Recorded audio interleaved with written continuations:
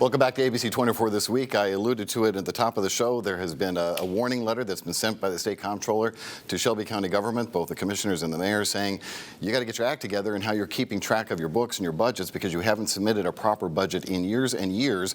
Here's a report now from our Stefan Reels about the matter.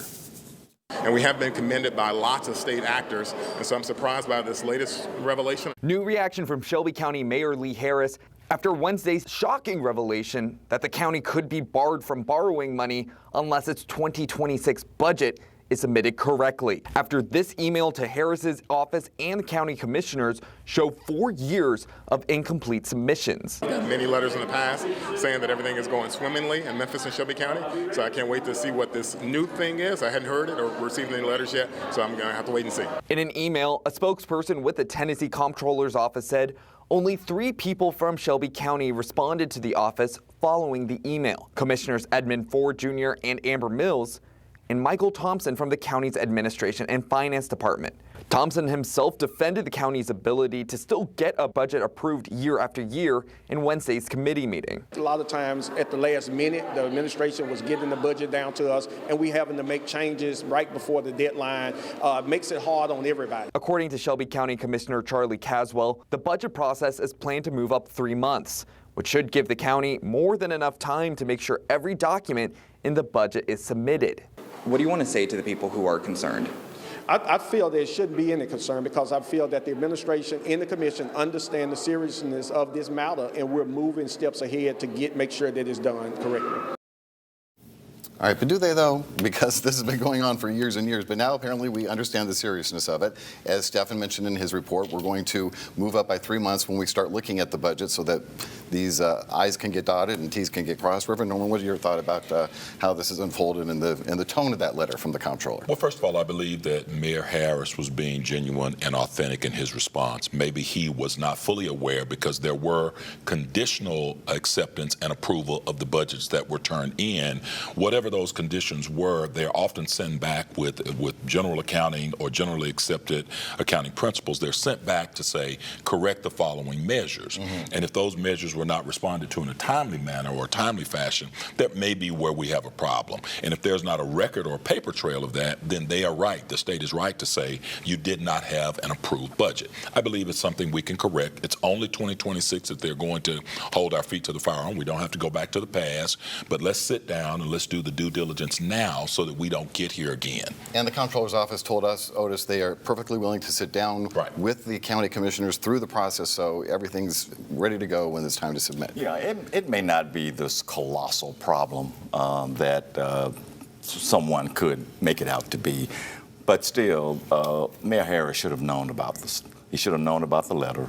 He should have known from somebody in his administration. Edmund Ford, if he knew about the letter, he should have raised it publicly. There was no excuse to me for the mayor to have to come out and say he didn't know anything about that. Susan, what's your take? Well, when I heard about the letter, the first thing that came to my mind was that the county doesn't need to be giving Wanda Halbert any advice about how to run her office and how to balance a budget. So that with getting that aside, I'm sure some folks have asked that. There is kind of a pattern that seems to be developing, yes. But this whole thing, without Mayor Harris knowing about it, and the whole thing feels a little political to me. Right. And something, you know, rather than worry about where Mayor Harris should put, whether he should put his email on the letterhead or not, I think they ought to dig in and find out who's behind this. You know, the comptrollers, these kind of letters, they don't happen in a vacuum. Yeah. It seems that somebody had to have asked for this. And comptrollers sign off on budgets across the state all the time. At all levels. And, yes.